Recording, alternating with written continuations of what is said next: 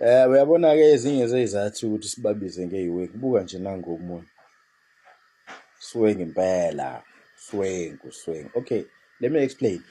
Because manje sengiyabona ukuthi sekuyimina manje na oso-educate abantu be-MK ngepolitiki nangey'balo zepolitiki. Let me explain. Iqembu elisuke lithola ama-percentage amaningi, kodwa lingawamithanga ama-requirements okuphatha ukuthi mhlampe lingayitholanga iy'balo eziliholela ukuthi kufanele liphathe. Yeni njani iqembu elifanele liphathe? Elithole ngaphezu kwahafu.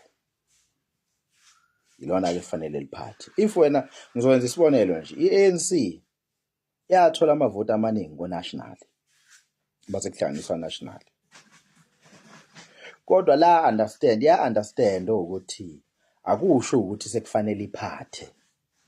Kodwa fanele negotiate namanye amaqembu khona izokwazi ukuthi ihlanganise lezi zibalo zokuphatha, which is ithole i-percentage engaphezulu kwahafu we-total.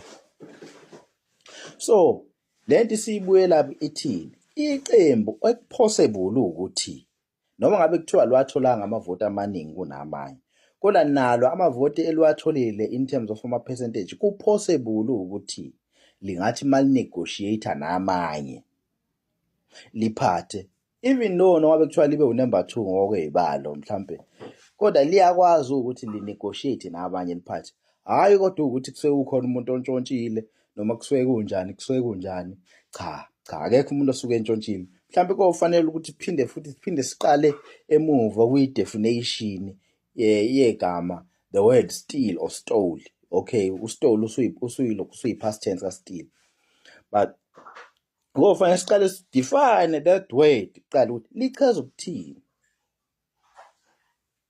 Mhlampe kusiyobuyela-ke nawe kothisha bakho ngoba nginasho ukuthi uke wathi uvashele esikoleni uyobabheka ukuthi achaza ukuthini la magama. Ngeke ngikufundise yonke into, ngikusammarizela nje.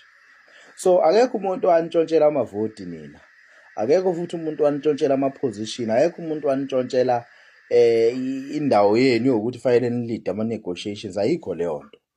Nina kufanele ukuthi ni-complain kwi-leadership yenu ukuthi yahluleka. Kukhona ucomrade oke wayibhala leyo nto la.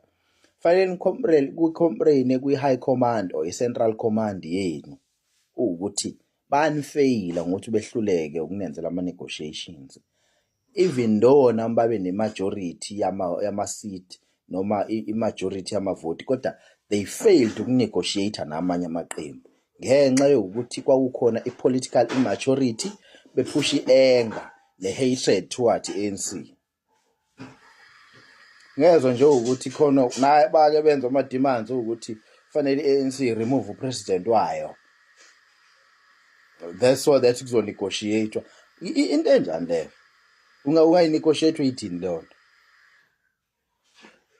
Noma bayitshela ise-crash, noma babeyitshela khona i-leverage abayiphethe against i-ANC. But I'm glad ukuthi benze njalo ngoba abantu base-KZN bayaqhubeka, bayakwazi ukuthi besebenze kahle, izindlamlilo zingekho, which is ezi-MK.